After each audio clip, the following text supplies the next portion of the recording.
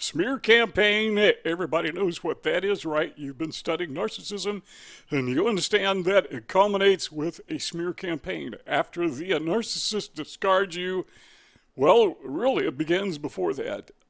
He or she has set this net to ensnare you by convincing your friends and family members, sometimes anybody associated with you, that you are the bad guy and he or she, the narcissist, is the good guy. All right, we already know about that.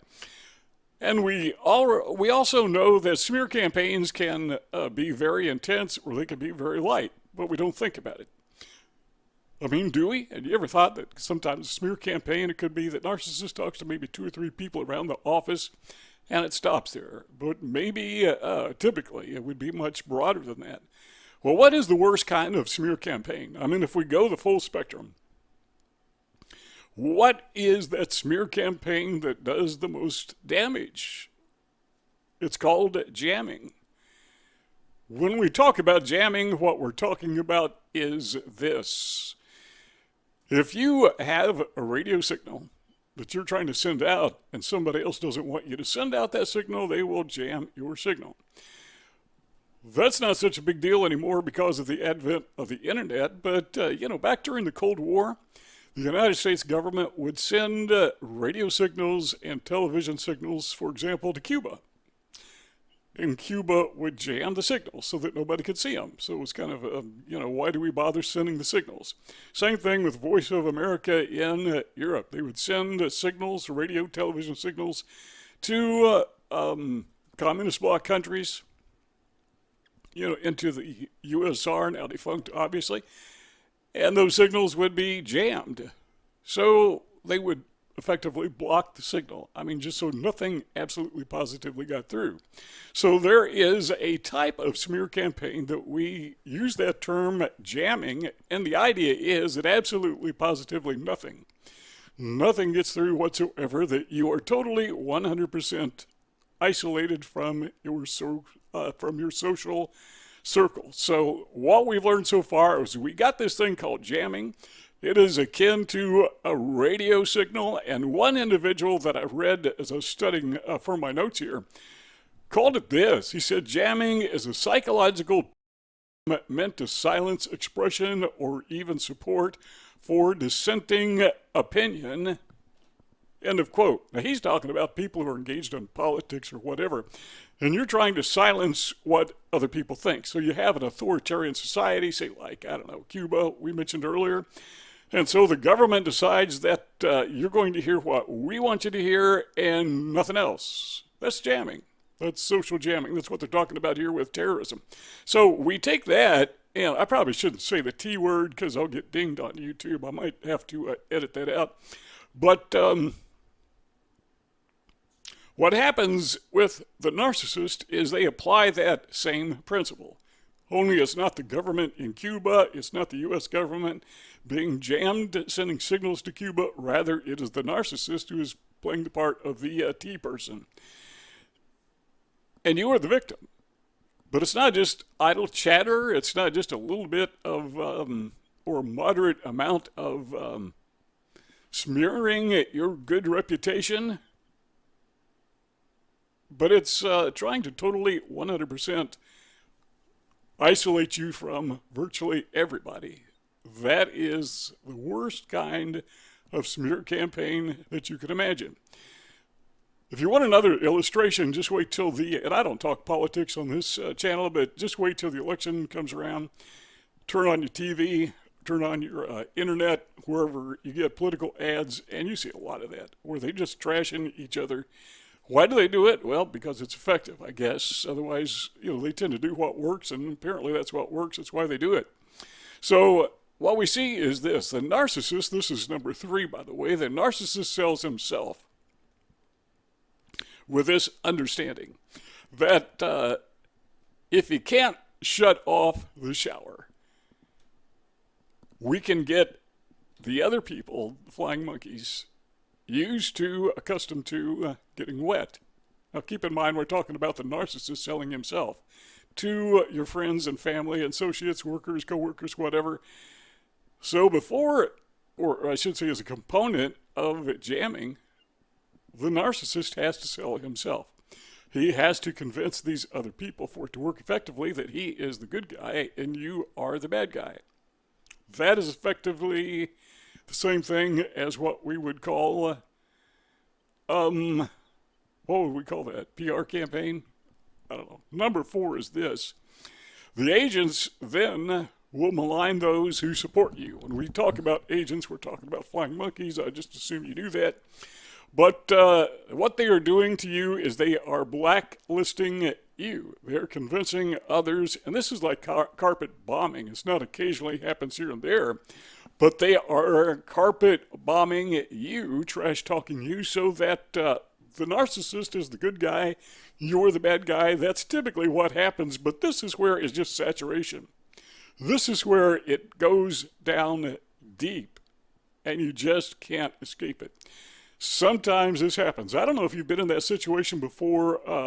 I have maybe once or twice where just everybody's convinced that I'm the bad guy. I mean, just everybody. You can't, well, maybe 1 or 2 exceptions, but they're just totally, absolutely convinced that the narcissist is the hero here, and they just believe what they've heard. Faith comes by hearing, not by sight. So number 5 is, what they are doing is they are trying, as we mentioned earlier, to just totally, completely destroy your reputation so you have no credibility whatsoever. And why would they want to do that? Number 6, they want to destroy your reputation so you have no voice, so you have no credibility. So when you try to tell the truth, nobody's going to listen. All right, so let's go back to our analogy of, okay, Cuba. So communist Cuba, they jammed the signals coming in, and now they are the sole controllers of speech. They're the only ones talking. And what they're saying is, well, North Korea is another example, but what they're saying is that you are the bad guy, they are the good guy, and that's the only thing people hear, so what are they going to believe? Unless they are genuinely positive thinkers. Let's don't say positive thinkers, let's say objective thinkers, and most few people are. They're going to buy into it. Now, dangerous religious cults do the same thing. You ever wondered why cults have compounds? They want to get people away from outside influence, so that that's a type of jamming. But dealing with a narcissist, which by the way is a type of a cult, in a sense, they really can't form a compound against you. So I call this a virtual compound. So they get everybody away in their minds. They create a compound in their thinking. So they create what I would call a cult. You know, the narcissist cult. Flying monkey cult. And guess what? Every cult has a bad guy. I mean, they have to. Part of the definition of a cult, in my opinion, is you got to have something to stand against. And guess what? You are that thing that they are standing against. Talking about cults? Well, that takes us to number 6 is it destroys your credibility and your voice, as we mentioned. But number 7 is it goes beyond just shunning you. It's not just that they stay away from you. Now, some cults, religions do this. They actually shun people. If you decide, I don't agree with these people anymore, well, then nobody will talk to you. All of a sudden, your friends, family, sometimes family in this group, religious group, or this, not all cults are religious. Some are political, some are business cults, some are self-help cults. But you are the traitor. You've committed treason.